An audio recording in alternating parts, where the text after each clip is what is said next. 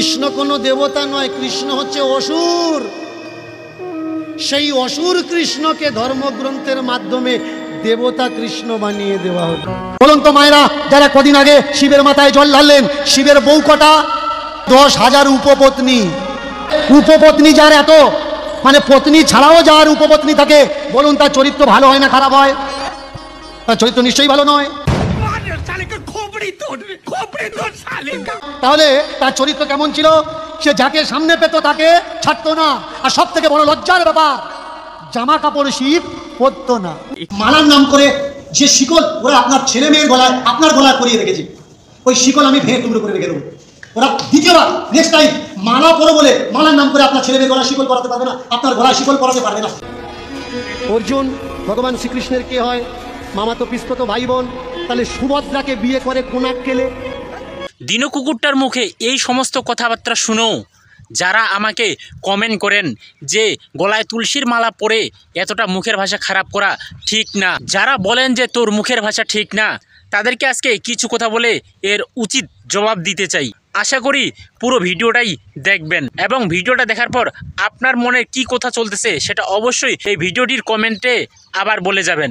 এখন আপনাদেরকে একটা কথা বলতে চাই, আপনাদের তো পরিবার আছে, বাইরের একটা লোক এসে আপনার পরিবারের মহিলাদেরকে যদি খারাপ কথা বলে, তাদেরকে যদি খারাপ চরিত্রের বলে, আপনার বাবা মাকে সে যদি লম্পট বলে, তাহলে আপনি সেই অবস্থাতে কি করবেন? তাকে কি আপনি ধূপ ধুনা দিয়ে পুজো করবেন, নাকি আপনি তাকে কিছু বলবেন? আপনার মাকে যদি পতিতালয়ের মহিলাদের সাথে তুলনা করেন, তাহলে আপনি তাকে কি বলবেন?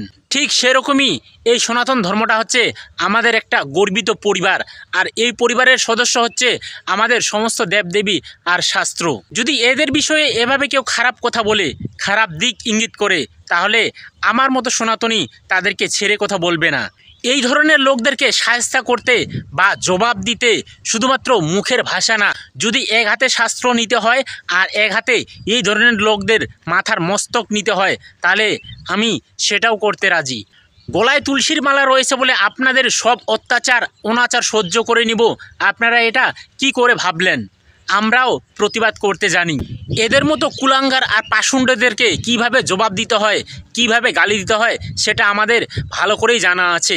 আপনারা ভাবিয়েন না যে গলায় তুলসীর মালা পড়েছে বলে আপনারা আমাদের ভগবান আর দেবদেবী সম্পর্কে যা তা বলে যাবেন আর সেগুলো আমরা সহ্য করে নিব, মাথা পেতে নিব। যারা ভগবানের ভক্ত, যারা আমাদের দেবদেবীকে মানবে, যারা আমাদের শাস্ত্রকে মানবে এবং ভগবানকে ভক্তি করবে, আমরা তাদেরও ভক্তি করব। আর যারা আমাদের সনাতন ধর্মের বিপক্ষে কথা বলবে, আমাদের দেবদেবীকে অপমান করবে, তাদের সামনে আমরা কাল হয়ে দাঁড়াবো। এতদিন যারা কমেন্ট করে এসেছেন যে মুখের ভাষা ঠিক না, মুখের ভাষা ভালো না, আশা করি এই ভিডিওটা দেখার পরবর্তীতে আপনারা আর এই রকম কমেন্ট করবেন না।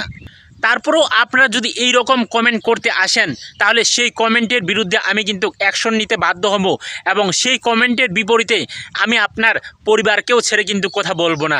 আপনার পরিবারের সমস্ত লোকদেরকে আপনার কমেন্টের উপর ভিত্তি করেই টেনে নিয়ে আসব। আমি সেই সমস্ত ব্যক্তিদেরকে গালি দিই যেই সমস্ত ব্যক্তিরা আমাদের সনাতন ধর্মের বিরুদ্ধে কথা বলে, আমাদের শাস্ত্রের বিরুদ্ধে কথা বলে এবং আমাদের দেবদেবীদের অপমান করে। আমি সেই সমস্ত ব্যক্তিদেরকে গালি দিই, তাছাড়া আর অন্য কোনো ব্যক্তিদেরকে গালি দিই না।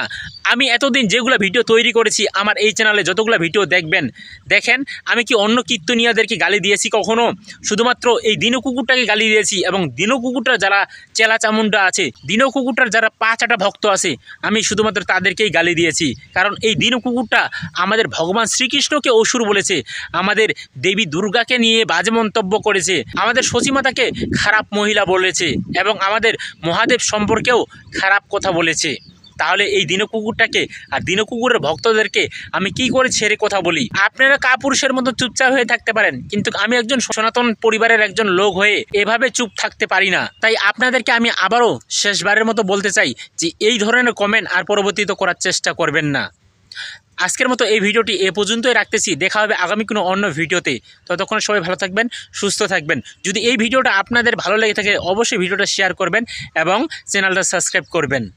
তো ধন্যবাদ সবাইকে।